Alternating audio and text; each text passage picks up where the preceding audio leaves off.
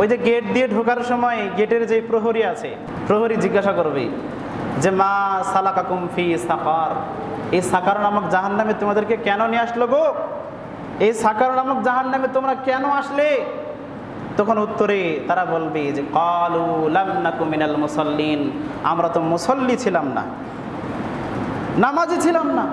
ওয়ালাম নাকু নুতিউল মিসকিন, মিসকিনদেরকে খাবার দিতাম না, অবহেলা করতাম, খাবার দিতাম না, নামাজ পড়তাম না, সালাত আদায় করতাম না।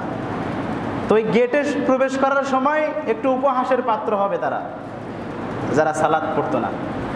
তো গেটে প্রবেশ করার সময় উপহাসের পাত্র হবে, ঢোকার পরে তো আছেই লাঞ্ছনা।